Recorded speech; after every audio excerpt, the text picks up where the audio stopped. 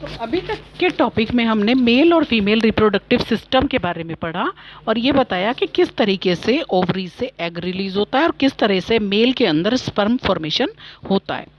तो अब हम ये पढ़ते हैं कि अगर जो फीमेल के अंदर जो एग बना वो कितने दिन तक जिंदा रह सकता है। वो सिर्फ उसकी लाइफ जो है वो 1 दिन की होती है। तो क्योंकि ओवरी से हर मंथ क्या होता है, एक एग रिलीज होता है, तो यूट्रस खुद को प्रिपेयर करता है कि वो क्या कर सके, वो रिसीव कर सके फर्टिलाइज्ड एग को। तो इसके लिए वो अपनी लाइनिंग को क्या करता है, थिक और स्पंजी करता है। क्योंकि ये लाइनिंग थिक और स्पंजी होना क्यों ज़रूरी है, वो इसलिए ज़रूरी है ताकि वो जब भी उनके पास फर्टिलाइजेशन होने के बाद उस एम्ब्रियो को रखने को, होल्ड करने की उसके अंदर कैपेसिटी होनी चाहिए। लेकिन अगर ऐसा हो जाए कि एग जो है वो फर्टिलाइज्ड नहीं हुआ, मतलब उसको स्पर्म्स नहीं मिले, तो क्या होगा, अब वो जिंदा नहीं रहेगा और वो जो भी लाइनिंग मोटी हुई थी यूट्रस की, अब उसका भी कोई यूज़ नहीं रह जाएगा। तो वो लाइनिंग धीरे धीरे ब्रेक होगी और वेजाइना के थ्रू ब्लड के रूप में और म्यूकस के रूप में ये बाहर आएगी। तो ये साइकिल हर मंथ पर चलता रहता है और इसी को हम मेंस्ट्रुएशन साइकिल बोलते हैं।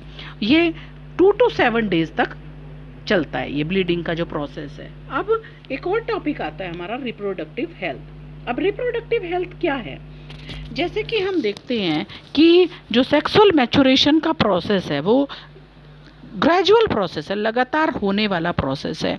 जैसे अभी हमने इस चैप्टर के शुरू में भी आपको बताया था कि जब कोई भी बच्चा जन्म लेता है तो कुछ दिनों तक, कुछ सालों तक उसकी बॉडी की जनरल ग्रोथ होती है और उसके बाद लगभग 12-13 साल की उम्र के बाद उसका क्या स्टार्ट हो जाता है, उसका एडोलसेंस से स्टार्ट हो जाता है, जिस टाइम पर क्या होगा कि वो सेक्सुअली मैच्योरिटी की तरफ बढ़ेगा।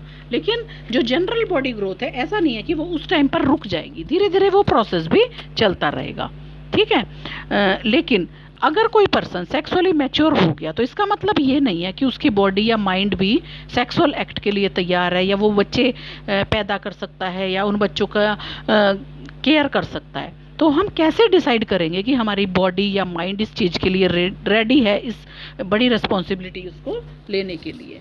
तो इसके लिए क्या होता है कि हम लोग, बहुत सारे तरह के प्रेशर्स हम लोगों के ऊपर आते हैं और कई बार ये प्रेशर किसकी तरफ से होता है, फ्रेंड्स की तरफ से होता है, जो हमें ये कहते हैं कि भाई हमें कुछ अलग तरह की एक्टिविटीज़ में पार्टिसिपेट करना चाहिए, चाहे हम उन एक्टिविटीज़ में इन्वॉल्व होना चाहते हैं या नहीं होना चाहते।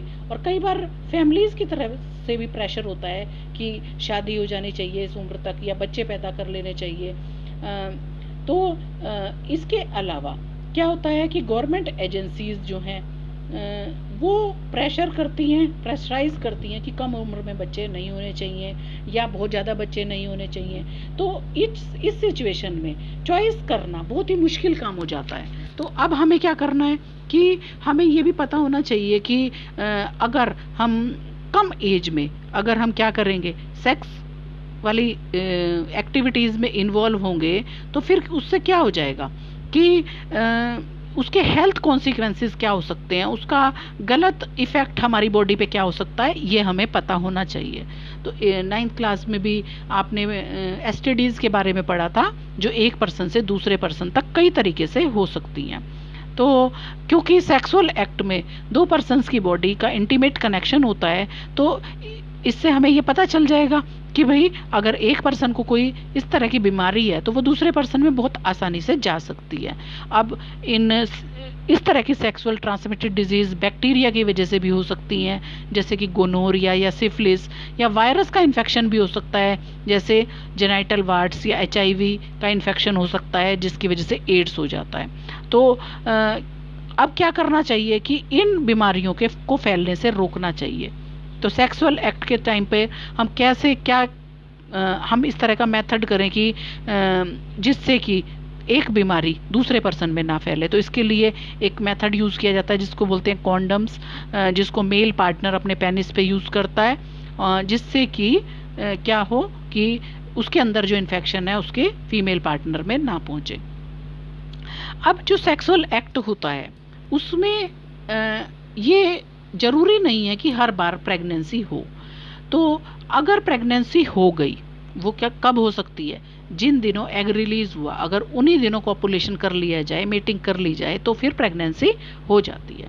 तो प्रेगनेंसी होने के लिए क्या होना ज़रूरी है, उसके लिए किसी फीमेल की जो भी बॉडी है उसकी कुछ डिमांड्स होती हैं, या उसका माइंड जो है उसको मैच्योर होना ज़रूरी है। अगर वो इसके लिए रेडी नहीं है तो फिर क्या होगा, उसकी हेल्थ पर बहुत बुरा असर पड़ने लगेगा। तो बहुत सारे तरीके हैं जिससे कि हम क्या कर सकते हैं कि इस तरह की जो अनवांटेड प्रेगनेंसीज हैं उनसे बच सकते हैं। तो ये सब आएगा कॉन्ट्रासेप्टिव डिवाइसेस में, जो हम आपको कल बताएंगे।